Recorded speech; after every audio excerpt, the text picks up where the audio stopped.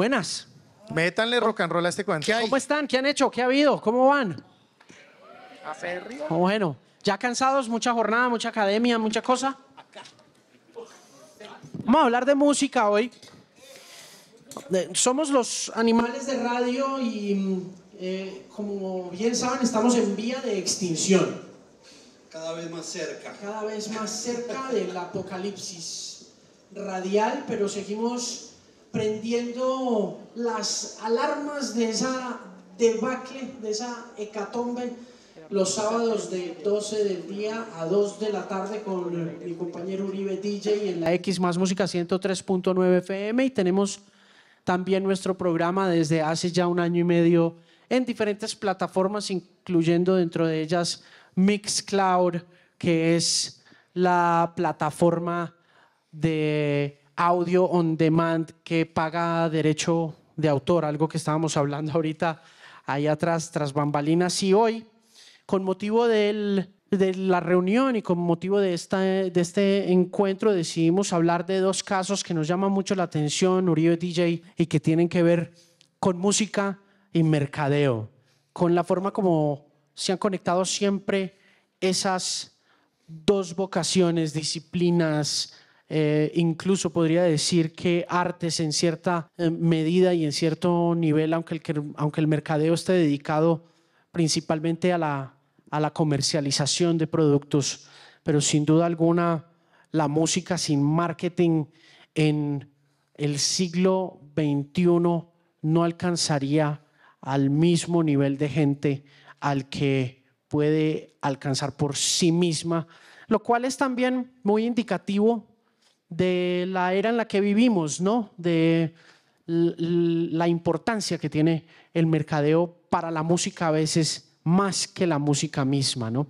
Hoy tenemos 2 casos que queremos analizar y que hemos revisado constantemente como obsesivos de música y de cultura que somos. Y son 2 mujeres, además. Sí, señor. Creo que vale la pena empezar por ahí, por el tema de género, porque cuando uno se pone a estudiar sobre música y sobre cultura, notará que las mujeres siempre han jugado un papel muy importante en la manera como la música se masifica, pero la gran diferencia entre las épocas del rock and roll y la época actual es que en la época del rock and roll la mujer es la que define el espíritu del consumo, es la que define la compra, es la que define la popularidad del rock and roll, ¿no? Es algo de lo que se habla en varios libros donde se estudia el fenómeno de los fandoms como estos núcleos muy importantes de la música y de la cultura, y el rock and roll no habría sido lo mismo sin las mujeres que se obsesionaron con los rockeros de la época, un Mick Jagger o antes de eso un Elvis Presley, ¿no? Que terminaron siendo inspiración para grandes obras musicales, pero hoy en día son quienes manejan y están al frente de la industria de la música, no es secreto para nadie. Y el marketing, que es tan importante para esa música, pues está centrado en grandes figuras femeninas, 2 de ellas, como les decíamos, de las que vamos a hablar hoy acá, y además estrategias muy puntuales, muy efectivas, que tienen que ver con 2 cosas que nos tocan a nosotros siempre en la vida: el amor y el desamor. Es cierto, sí, y yo creo que eso está conectado también cuando lo miramos con la lente de los tiempos por los que estamos pasando, con los niveles de polarización en los que nos encontramos y en los que vivimos. Una de las cosas que hablábamos y que queríamos compartir con ustedes en la tarde de hoy, para mencionar y para hablar de los casos de Taylor Swift y de Shakira, como estos 2 casos donde la música y el mercadeo no pueden vivir el uno sin el otro, y han sido esenciales tanto para la popularidad del artista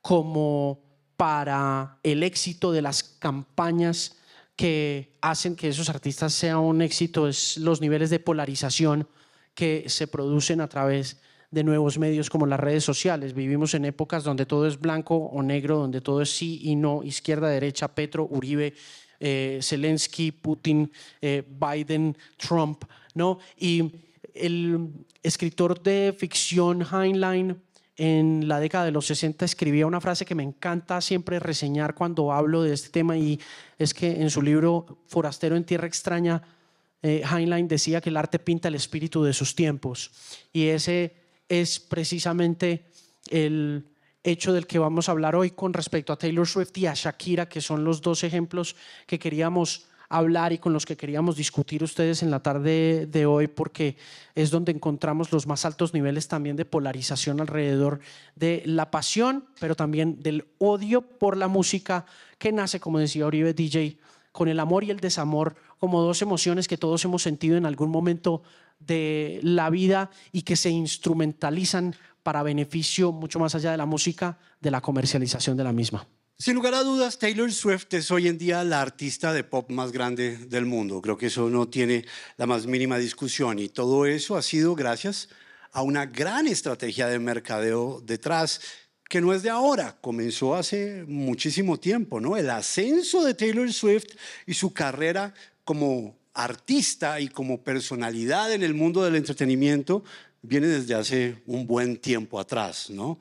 Más o menos una década o un poco más de una década. Sí, yo creo que lo de Taylor Swift también, para empezar a hablar un poco de la conexión que hay entre música y marketing, pues está también, como ustedes deben saber y como han visto en sus redes sociales, o si están familiarizados con el tema de mercadeo, con el asunto de la narración de una historia, con el storytelling también como la columna vertebral de un producto exitoso, más que como una artista exitosa. Y por supuesto la historia que se cuenta es la historia de esta artista que nace en el seno de un establishment muy conservador, como lo es el establishment de Nashville, que es la capital musical de los Estados Unidos, de la que han salido los fenómenos más grandes del country en Norteamérica, y que con mucha frecuencia solamente se quedan allá porque el country es, repito, una institución bastante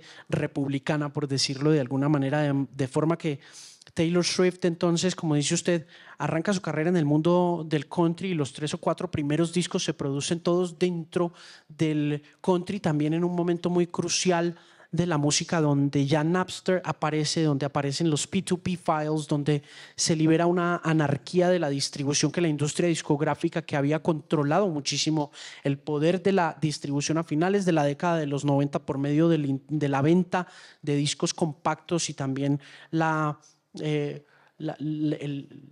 fuerza que le dieron a las tiendas de discos hasta que se viene abajo esa estantería, ¿no? Y lo que en ese momento también la impulsa a ella dentro de la industria discográfica, que es tener como modelos personajes que estaban en la cima de su carrera en aquel momento, ¿no? Estamos hablando de Britney Spears, Christina Aguilera, Cierto. reinas absolutas del pop en aquel momento en el que una joven de Nashville quiere ver por dónde va a ir su carrera y decide, por medio de la misma estrategia que comienza ahí, dar ese paso del country hacia la música pop. Así es.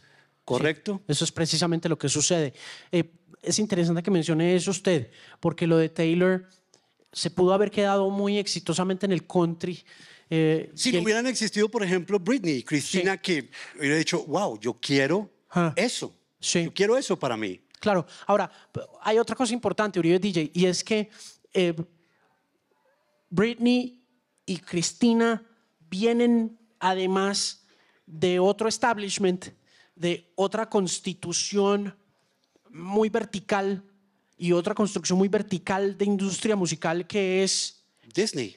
El club de Mickey Mouse. Entonces, las dos chicas vienen muy empoderadas comercialmente por la fuerza que el Mickey Mouse Club daba como canal de distribución para construir nuevas figuras de pop.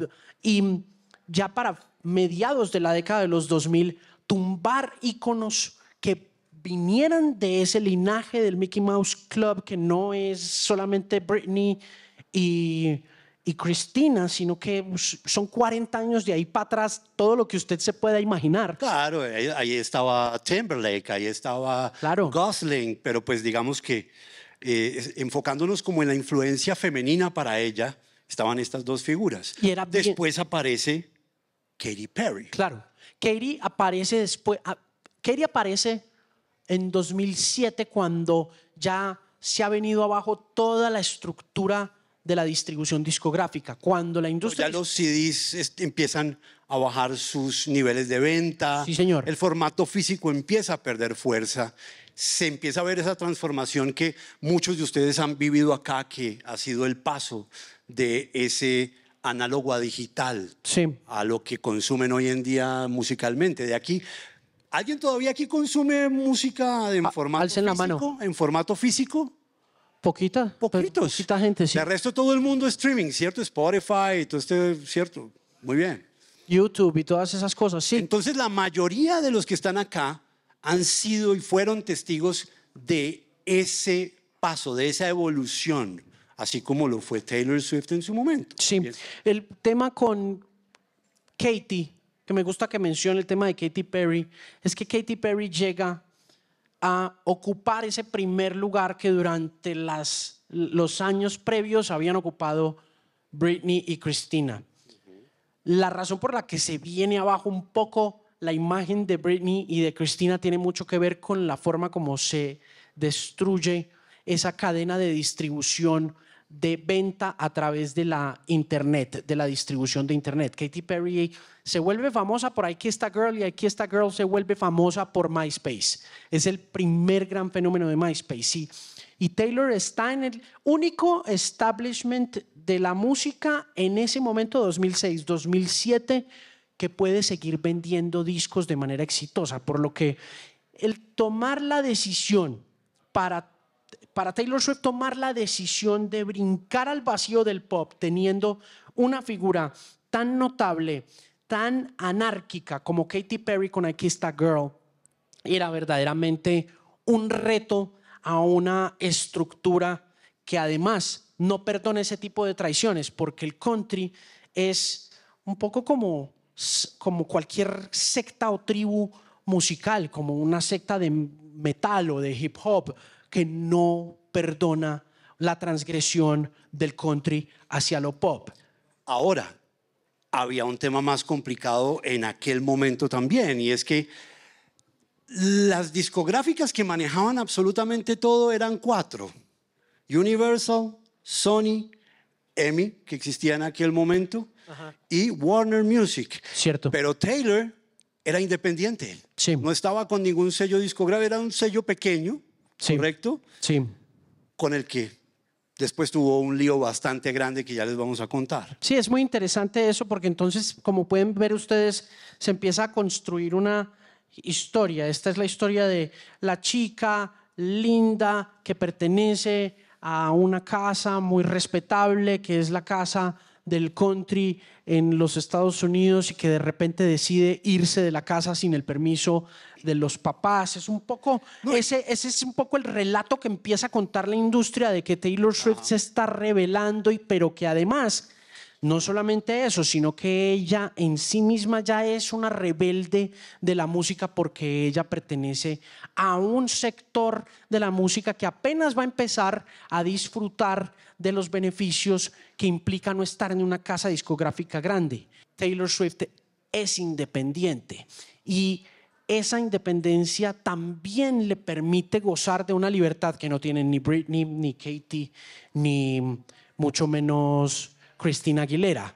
Es la libertad de explorar otras cosas con el aval de la casa disquera independiente con la que trabaja, que es Big Machine Records. Entonces, aquí tenemos una historia que empieza a labrarse desde eso, desde la rebeldía, y que conectada a la imagen que está proyectando ella a través de sus videos musicales como You Belong With Me, que es el video que se gana el video del año en el año 2009 en los MTV Video Music Awards, es la de esta chica retraída, un poco nerda, ¿no? Y eso empieza a calar en la conciencia popular, y en la medida en que va abandonando el country, se va dando cuenta la gente pues de que está más cerca al pop de lo que se imaginaban. Si uno mira el caso de Taylor Swift hoy en día, lo mira como un caso de éxito absoluto. Y si ustedes empiezan a mirar hacia atrás, pues empiezan a atar poco a poco cada una de esas cuerditas que fue creando a Taylor Swift y se van viendo cómo se va convirtiendo en la princesa de los Estados Unidos hoy en día como está, como existe, ¿no? Sí, La artista más exitosa, sí, la más bella, Sí. la más familiar, la que tiene las relaciones y que está ahora viviendo su vida plena. Y todo eso comenzó en ese momento cuando con esa disquera independiente hace sus 3 primeros álbumes, todos de country, y llega el momento de un álbum llamado Red, donde finalmente pasa a dominio ya del mainstream sí. y decide irse ya para el lado del pop. Y eso hace que ese momento se vuelva bien complicado para ella porque pierde gran parte de su fanaticada que ya traía y que, con la que había comenzado su carrera y había empezado a crear su imagen. Entonces, Claro. tiene que reinventarse nuevamente. Sí, a Taylor la acompaña un poco también este sentimiento de justicia por parte de los públicos juveniles que se quedan con ella después de que ella decide irse del country hacia el pop. Ella igual termina vendiendo por ahí 1.200.000 discos de Red, de 1989. Que para la época era una cantidad de discos. Absurda. Porque Estamos ya hablando los- de que 2012. por ahí. Y yo creo que en 2012 ya no se vendía más de 1 millón de discos en ninguna parte del mundo y menos en los Estados Unidos. Entonces, a ella la sigue acompañando por medio de la independencia cierto grupo de gente comprando los discos, pero sí se produce una reacción muy negativa en la prensa cuando ella empieza a mostrar las primeras canciones de pop. El giro total lo da Taylor en 1989. 1989 es el disco donde ella se define como una artista de pop y que es algo que, repito, que no cae muy bien, no sienta muy bien, pero ahí justo en ese momento sucede algo muy interesante y es que vuelve y se revela, pero esta vez lo hace contra los servicios de streaming. Se revela contra Spotify, retira su catálogo de allí. Esto es como 2000, esto pudo haber sido 2000, ¿qué? 2015. 2015 más o menos, que 2015. escribe una carta a Apple Music, ¿no? Sí. Totalmente... Escribe la carta a Apple después de haber retirado el catálogo de Spotify y lo retira a Apple Music diciendo que Apple Music tiene una obligación con los artistas de pagarles mejor. Y esto arranca un debate y un discurso que todavía se está teniendo a nivel internacional, a nivel local, sobre la responsabilidad que tiene Spotify de pagar mejor a artistas. Es una jugada maestra. Claro, porque todo el mundo empieza a ver a Taylor Swift en ese momento como... ¿Han visto esa estatua de la justicia que tiene como una balanza? Es una chica que tiene una balanza perfectamente en sus manos. Sí. Y la industria empieza a ver a Taylor Swift como eso, como esa figura que balancea la justicia. Pero además tiene usted delante suyo en su computador una carta escrita de su puño y letra hablando sobre las luchas y las dificultades que representa ser un artista en una era digital donde los discos no se venden ya y donde las regalías que se recaudan por reproducción son simplemente minúsculas comparadas a la era de los 90, de Christina, de Britney, de Michael Jackson, de muchos otros artistas, de manera que usted tiene de repente a la princesa del pop humanizada como una artista más. Entonces, eso vinculado al hecho de que es una artista independiente genera una familiaridad y una cercanía, un sentimiento de identidad con Taylor Swift que es abrazado por todo el mundo en la industria, incluyendo a sus detractores e incluyendo a aquellos que no están metidos dentro de la música pop. La consideran una indie, ¿no? Ella es independiente. En 2015 facturó $7 millones de solamente ese disco del 1989 en Spotify exclusivamente. Pero no importa, la gente no está viendo eso, la gente está viendo a una aliada, la gente está viendo a alguien que está en un nivel de poder que logra cosas, que logra posibilidades, que logra abrir puertas, que logra resultados o que muestra que está con el pueblo, que está con la gente. Y eso, repito, polariza, pero también galvaniza muchísimo el espíritu de los fans que la van a acompañar de aquí en adelante hasta la era de ahorita de The Tortured Poets Department. Y es un momento de inflexión bien interesante porque, como dice usted, es un momento en el que se humaniza Taylor Swift, Así lo es. cual la vuelve también muy vulnerable a su público, a su fanaticada, ante el ojo y el escarnio público, cosa que aprovecha la industria también, por un lado, y luego ella por el otro lado. Entonces, ese momento de vulnerabilidad es el que aprovecha el manager Scooter Braun para comprar el catálogo de Taylor Swift a la disquera con la cual ella estaba. Sí, es que esa historia es fascinante porque ella tiene supuestamente control sobre todos los masters, sobre todos los discos. Ella es la dueña de todos esos discos, pero resulta que incluso siendo independiente, de repente ese mismo sector de la independencia se da cuenta de que no es suficiente confirmar con un sello discográfico independiente, porque el sello discográfico independiente se puede quedar con tus grabaciones originales, como le pasó a Swift con Red, con Taylor Swift, con Fearless y con todos esos discos, con 1989, incluso con 1989, no, porque se queda con 1989. Entonces, con los 4 o 5 primeros discos. Entonces, hay un asunto del que se está conversando en redes constantemente y que se va a acrecentar también a nivel de conversaciones públicas y que desde lo artístico se ve muy representado en la historia de Swift, ¿no? Se estaba hablando de desigualdad en el mundo, se está hablando de pobreza, se está hablando de hambre, se está hablando de la concentración de la riqueza por parte de unas cuantas personas, de los megamillonarios, de Jeff Bezos, de Elon Musk, y de repente la artista más importante del mundo está del otro lado, del lado flaco de la justicia nuevamente. Se le roban la música. Que es cuando todo este tema que ustedes escuchan de las eras de Taylor Swift tiene mucho más sentido. Porque en ese momento, 2019, cuando sucede este incidente con sus grabaciones, pues comienza una nueva era de Taylor Swift. Ya no es la vulnerable. Ahora es la chica que va a coger y dijo no al sistema y voy a coger esos mismos discos, hagan lo que quieran con ellos, yo los voy a grabar otra vez y me voy a quedar con todo. Sí. Y empieza una etapa nueva de Taylor Swift como artista y como personalidad ante su fanaticada, que cada vez crece y crece más debido a este tipo de acciones, todas planeadas estratégicamente por mercadeo para crear. Porque es que la creación de un ícono musical no es algo fácil.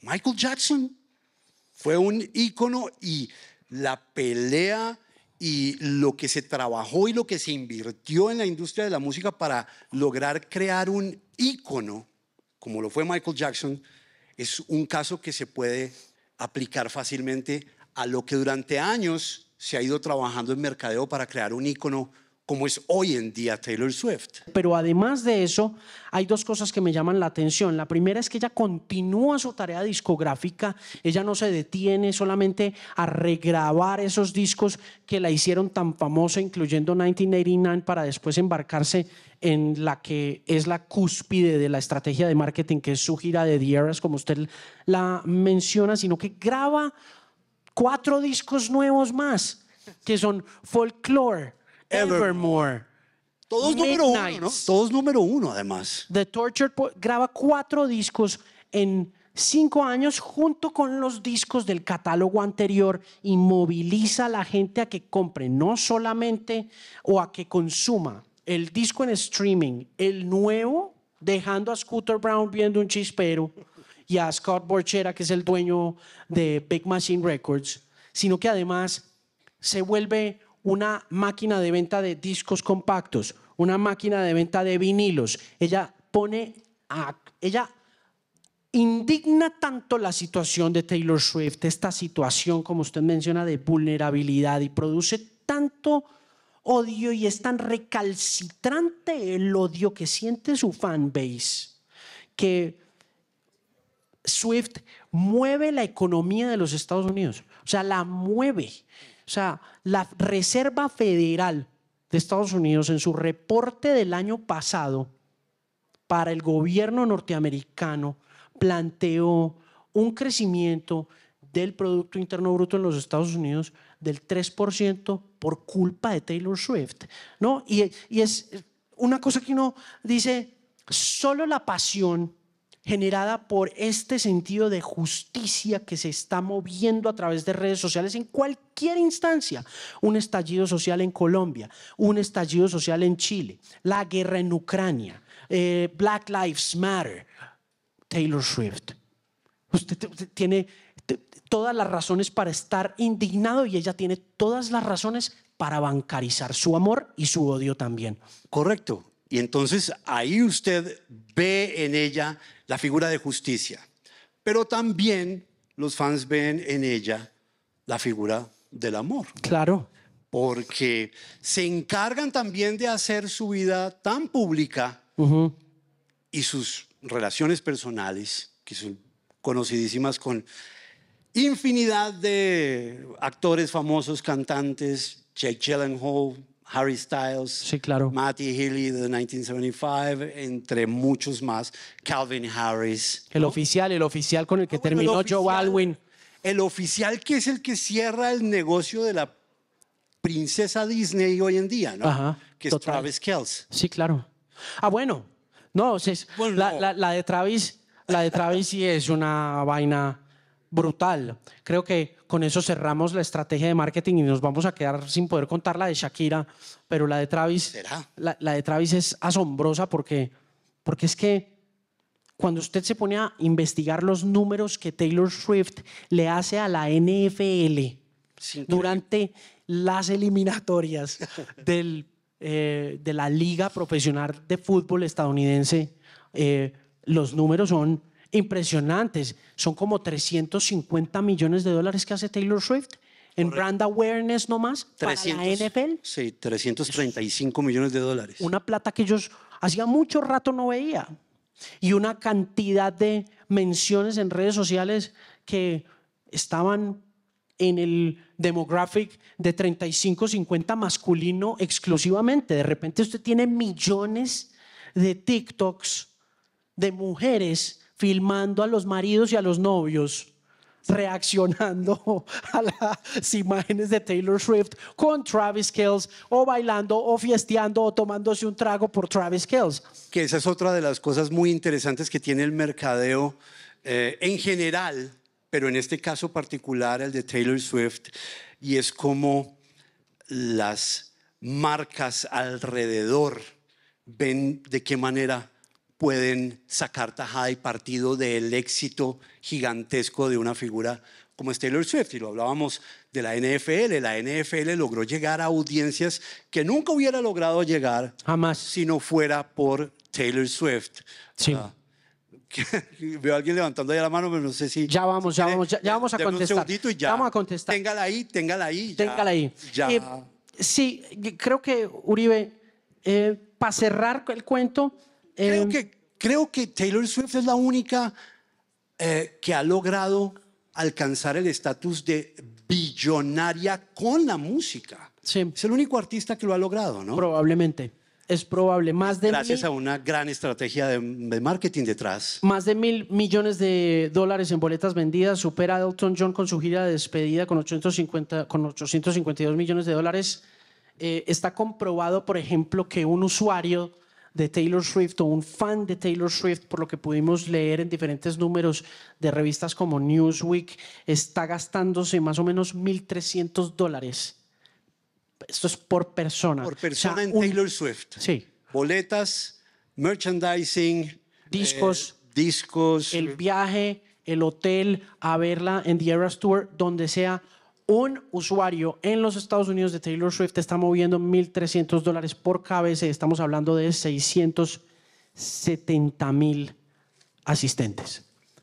$5,000 millones en ganancias. Sí. Eso es una cosa ridícula. Y para cerrar con lo del amor y el desamor, obviamente estamos enfrentados a la última gran compositora de nuestros tiempos, a ese nivel en términos monolíticos, ¿no? Monoculturales, porque seguramente hay allá afuera una nueva artista con una capacidad de componer canciones tan reales y tan honestas como la Swift, pero también tan fastidiosas y tan complicadas de soportar si uno no es fan.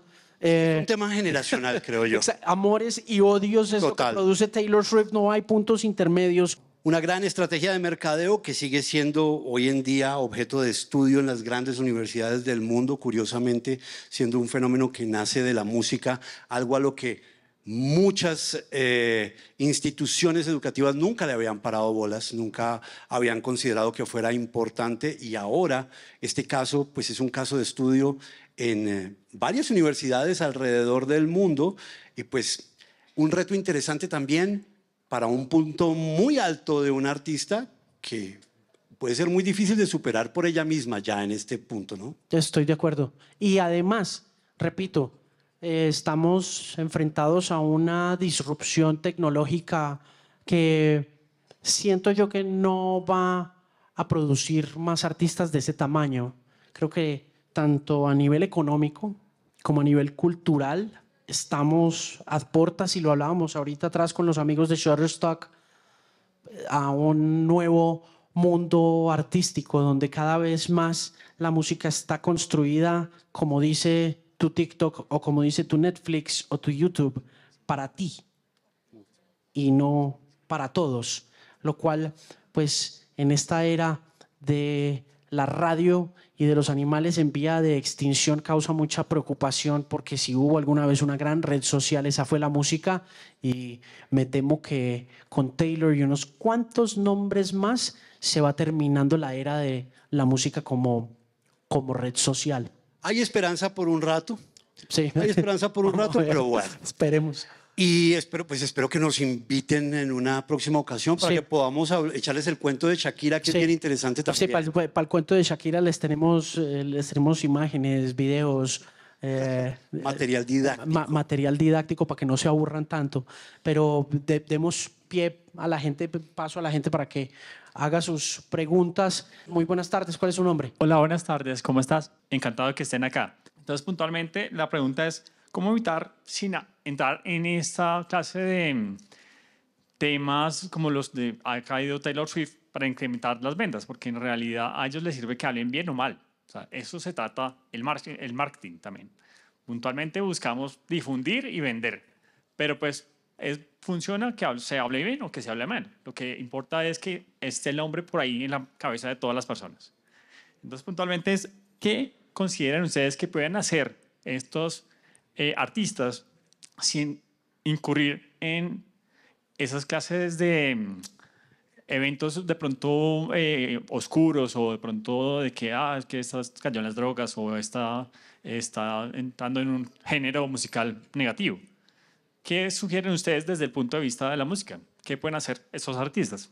El marketing, por ejemplo, en el caso de Taylor, una de las cosas que veíamos hace unos días haciendo esta investigación muy breve sobre Taylor, está muy centrado en el caso, por ejemplo, de Taylor, en controlar la narrativa, en controlar las noticias, en controlar el flujo de información que está saliendo a la calle, porque la obsesión es tan grande y está tan salida del control en materia de redes sociales. Hay tanto pasando en materia de información de Taylor Swift que tiene que haber un equipo detrás controlando el discurso, controlando lo que se está diciendo. Cada que sale una noticia, hay siempre alguien mandando una comunicación a ese medio oficialmente en nombre de Taylor Swift. Nada de lo que pasa, por más espontáneo que se vea, sale sin que no haya una especie de control por parte de sus relacionistas públicos. Es una dinámica muy fuerte, porque además son personas en un ambiente muy hostil, que es el ambiente también del paparacismo, y sobre todo el paparacismo en redes sociales, donde muchas veces una información se confunde con periodismo y es en realidad sensacionalismo o marrulla, y tiene que ejercerse cierto tipo de censura o de control. Y que es muy complicado de manejar desde el punto de vista de quienes mueven su estrategia y su marketing, porque aún teniendo ese control sobre cada cosa que sucede con Taylor Swift, tiene que seguirse manteniendo afuera la imagen de que ella es muy cercana y muy abierta, Exacto. que su vida es un libro Ajá. que cualquiera puede leer, Sí, que sí, sí. el poder de muchas cosas lo tienen sus propios fanáticos, Claro. Que incluso los fanáticos de Taylor Swift sientan que ellos pueden tomar ciertas decisiones de esas que está tomando un grupo de marketing detrás. Sí, claro. Lo cual es absolutamente... Sí, el caso falso. puntual es la muerte de la fan de Taylor en Brasil. ¿Ustedes vieron eso? La muerte de la fan de Taylor en Brasil ante una oleada de calor. Esta vaina fue... Esto es una catástrofe a punto de suceder para un relacionista público de un artista del tamaño de Taylor Swift. Puede que Taylor Swift no tenga la culpa de que se murió una fan a las afueras del concierto, pero Taylor no tiene cómo no contestar, no tiene cómo no reaccionar. Entonces, la redacción del comunicado, usted se pone a mirar la redacción del comunicado de Taylor Swift en las historias de Instagram el día que se murió esa fan a las afueras del estadio y va a notar que ahí hay 3 relacionistas públicos y por lo menos 10 abogados. Y aún así, el comunicado suena como si lo hubiera escrito ella y fuera prima de la niña que se murió. Sí. Sí, no. Y termina finalmente ¿con qué? Con los papás de la chica en camerino, con Taylor abrazándola. Con y fotos, con las camisetas, con la foto de la niña. Y la donación y todo ese rollo. Entonces ya mirándolo a una escala más pequeña y con relación a los artistas que estén emprendiendo, que creo que por ahí va la pregunta o podría ir la pregunta,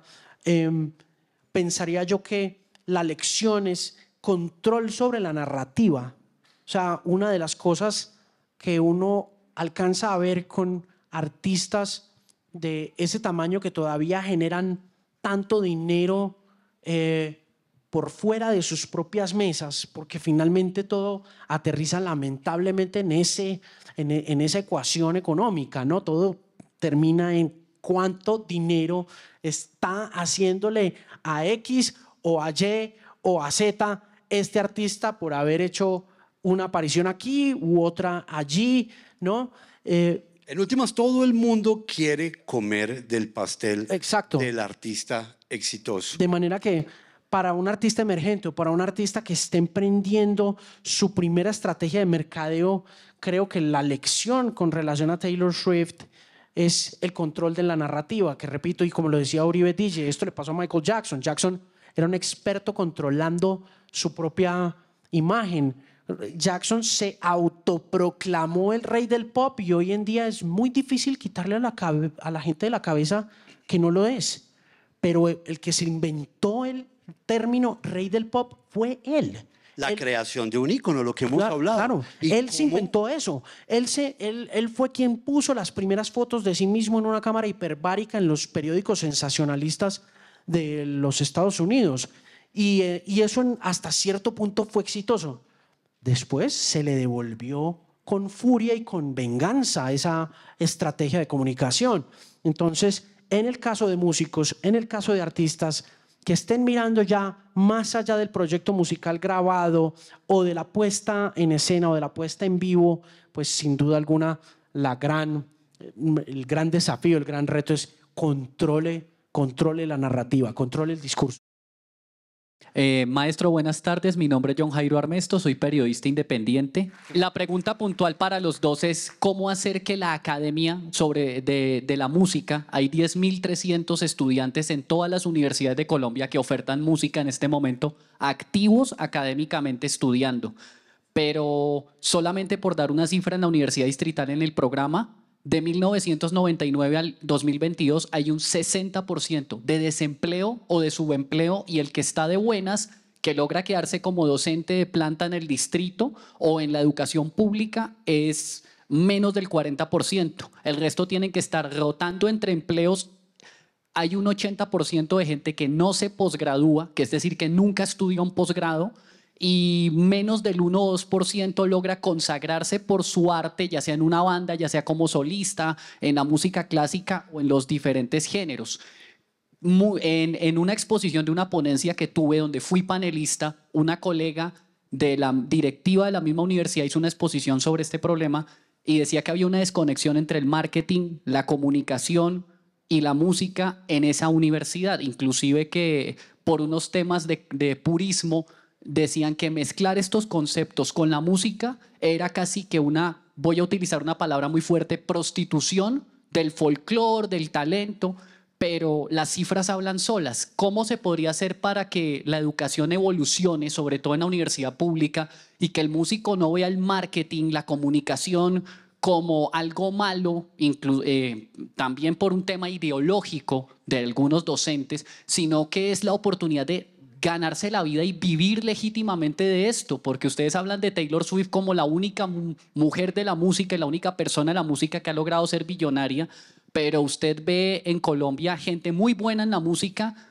literalmente teniendo que hacer otra cosa o pasándole los 40, 50, 60 años sobreviviendo tocando en los bares. ¿Cómo se puede acabar ese círculo de la rata de que eso permanezca siempre? Es complicado hacer un análisis tan reducido con relación a la música como tal. Obvio, entiendo, para empezar por el final de su inquietud con respecto a Taylor Swift, y quiero agregarle que además Taylor representa el 0.5% del sector de las artes en el mundo, ¿no? Y como le decía hace un rato, referenciando a Robert Heinlein, el escritor de ciencia ficción, de que el arte pinta el espíritu del tiempo en una era de desigualdad, no hay un sector más desigual que el de la cultura pop. Y sobre todo el sector de la cultura pop que está siendo generado por las nuevas formas de consumo como el streaming, como el Spotify o como Apple Music. Usted nuevamente va y mira en Spotify, en Apple Music, que usted tiene los mismos 2 o 3 controlando y dominando el 99% del consumo y de la conciencia colectiva de la gente musicalmente hablando. Fade, Bad Bunny, Taylor Swift, Drake, Kendrick Lamar, Peso Pluma, son un porcentaje muy pequeño. Pero si usted se abre desde lo educativo, desde lo académico, encontrará que esa desigualdad, ese 60% de desempleados y demás, está en todos los sectores de la sociedad. Es decir, académicamente hablando, usted tiene ingenieros desempleados, usted tiene, y en el sector musical, ingenieros de sonido muy varados, usted tiene médicos varados, usted tiene, ¿no? Es decir, no es sintomático solamente de la cultura, pero sí es importante decir que la música como vocación ha sido durante todos los tiempos, a menos que se toque para los reyes, ¿no? Se toque para la realeza, se toque para las élites, ¿no? Un oficio muy ingrato y muy desagradecido que tiende, por lo que yo he podido estudiar, a desembocar en la docencia, ¿no? ¿Qué hacer? Hombre, yo siento que hay un cambio de modelos bien poderoso que no me atrevería a decir dónde va a parar, porque están muy conectados a los modelos de negocio que hoy en día, hoy por hoy, siguen siendo controlados en gran parte por los sectores tecnológicos. Es decir, el tema de regalías, el tema de recaudos sigue siendo controlado por las agencias de recaudo, de recolección de regalías repartidas entre los diferentes actores. Los sellos discográficos siguen teniendo un control muy poderoso sobre la cantidad de plata que se está repartiendo, pero la independencia también, según los últimos reportes de la IFPI, tiene, no sé, una participación en el mercado como del 40%, de manera que el sector independiente también está gozando de mucha prosperidad. ¿Qué va a suceder? Lo hablábamos nuevamente con la gente de Shutterstock. Hay un montón de conversaciones que están a punto de empezar a pasar. Está el tema de la inteligencia artificial. No solamente es el oficio, es la música como tal. ¿Para dónde va la música? ¿Qué vamos a estar oyendo en 20 años? ¿Estaremos oyendo humanos? ¿O vamos a estar oyendo robots? ¿No? Y si estaremos oyendo a un humano construyendo toda la música. Y entonces, ¿qué va a pasar? ¿No?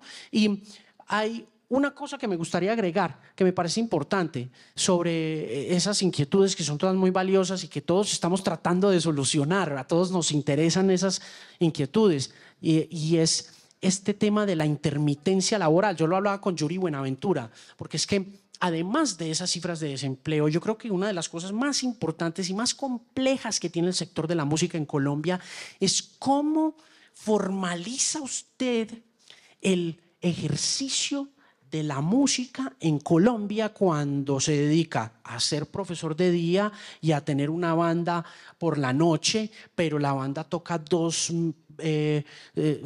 meses seguidos y los siguientes 4 meses no pasa nada. Que lo hablamos con Yuri Buenaventura de eso hace 4 años, que me decía cómo cotiza salud, cómo cotiza pensión, cómo va el médico, ¿no? Ese es un tema que gubernamentalmente y estatalmente debería estar puesto sobre la mesa, y espero que la ley de música la tenga contemplada. Yo no me he sentado a leer la ley de música, pero sí, sin duda son inquietudes muy poderosas y muy valiosas que creo que nacen originalmente o que deben partir originalmente con, primero, la formalización del sector de la música en todos esos aspectos. Solamente cuando tengamos claro eso, la Cámara de Comercio de Bogotá ha hecho una tarea excepcional con el Bogotá Music Market de formalizar muchos de esos ejercicios vocacionales, sabremos exactamente para dónde van las cosas. Ok, muy bien. Aquí hay más preguntas, acá hay más preguntas. Y ya hace rato. Ya se nos acabó el tiempo. Hablamos mucha lora, pues somos animales de radio. Qué pena. Adelante. Muy buenas tardes, mi nombre es Catherine Rosso, soy profe de marketing del Poli. ¿Profe de qué? Perdóname. Del Poli, profe de marketing del Poli. Marketing del Polillo. Marketing, sí. Dentro de las dinámicas de un grupo que yo lidero, que es un laboratorio de investigación de las artes para el marketing de experiencias, digamos que entendemos desde esa postura que ustedes nos aclaran mucho más hoy la estructura de las estrategias de marketing para los artistas, es decir, el marketing para la industria musical. Dentro de la representación de cuando se usa la música o los músicos en el ejercicio de las estrategias de marketing, es decir, cuando es al revés, digamos que nos impresiona el manejo de cómo se transforman los iconos desde la estructura de las marcas, y creo que es un poco la transformación también de lo que el compañero hablaba de la prostitución del miedo del músico por prostituir su arte y prostituir su talento. ¿Ustedes qué opinan de la transformación icónica, semiótica del músico y cómo se va cambiando en función de cuando sirve a las marcas, es decir, en el ejercicio contrario de la estrategia de marketing? Pues yo creo que hay dos puntos de vista con los cuales hay que entrar a negociar. Uno es el punto de vista netamente artístico, que pues todo artista, valga la redundancia, lo tiene innato y es su punto de partida.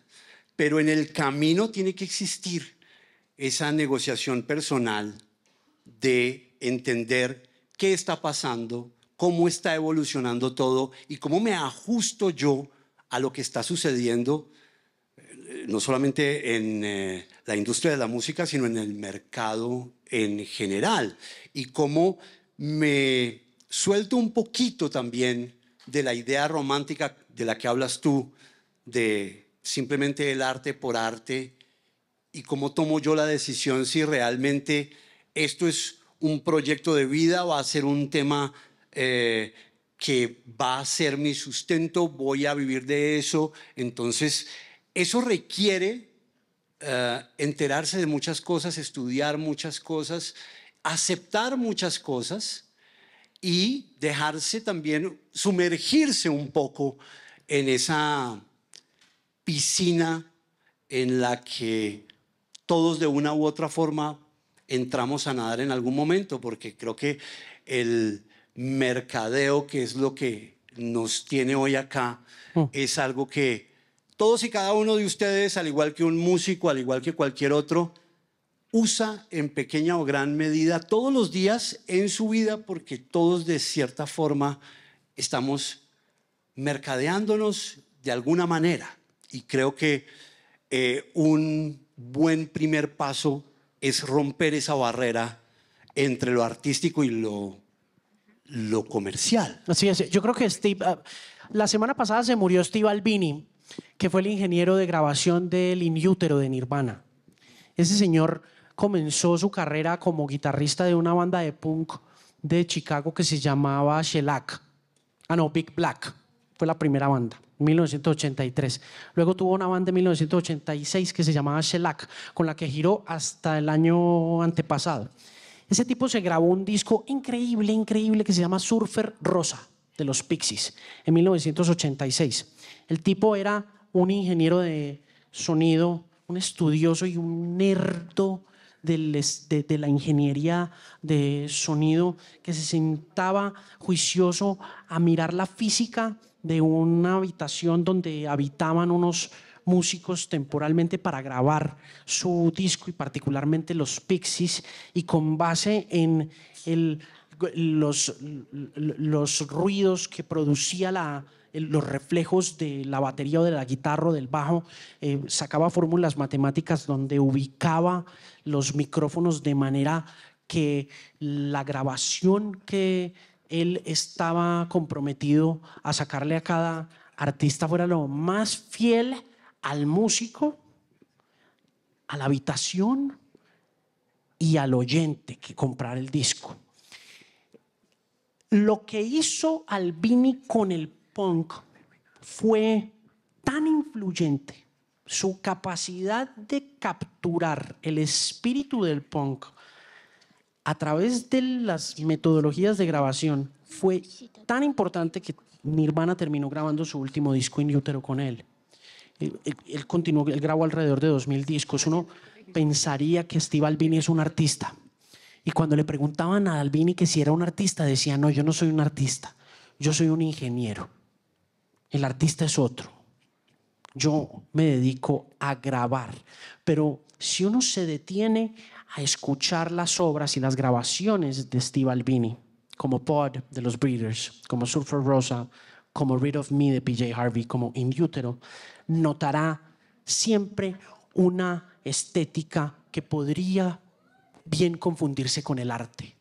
En el caso del marketing y el arte, a mí lo que me parece, con respecto también a la pregunta y al tema de la prostitución del arte, que el artista tiene que acomodarse a sus necesidades de vida y a lo que la música le pueda brindar como una forma de sostenerse. Es decir, si un músico termina trabajando para marcas en una agencia de publicidad, construyendo una musicalización que se vuelva icónica para cualquier marca, debe desprenderse de la idea de que lo que está haciendo es arte, sin que eso signifique una denigración de su oficio. Porque eso es lo que me parece que la academia no entiende con respecto a la música como una vocación o como un ejercicio digno. Y es que la música no necesariamente tiene que ser artística. La música no tiene que ser arte para ser digna. La música no tiene que ser arte para ser buena.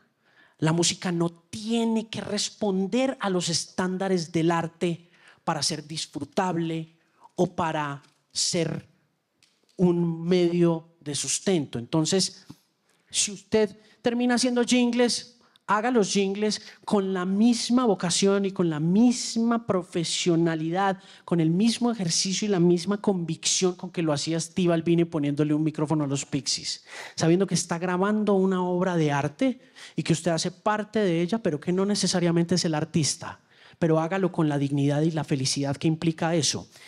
Albini terminaba diciendo en esa entrevista que le vi una cosa que me encantó y decía: a mí ya no me emociona nada tengo la oportunidad de trabajar con gente muy buena, con gente que explora lo más profundo y lo más oscuro y lo más duro de su ser. Y eso me parece muy chévere, pero a mí no me entusiasma ninguna de esas cosas. Yo solamente estoy aquí para cumplir con un trabajo. Y a veces la música es solo eso. Entonces, pero no quiere decir que porque sea solo eso sea pequeño. Porque como usted dice, o sea, el impacto que tiene la música en el marketing es enorme. O sea, una buena pieza de música en un comercial cambia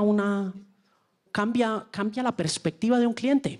Pone a un cliente a anunciar, a vender, a comprar, ¿no? Y eso es grande también. Puede no ser artístico y está bien que no sea artístico. Está bien, siempre y cuando se haga, repito, con la misma alegría con que se hace también una obra de arte.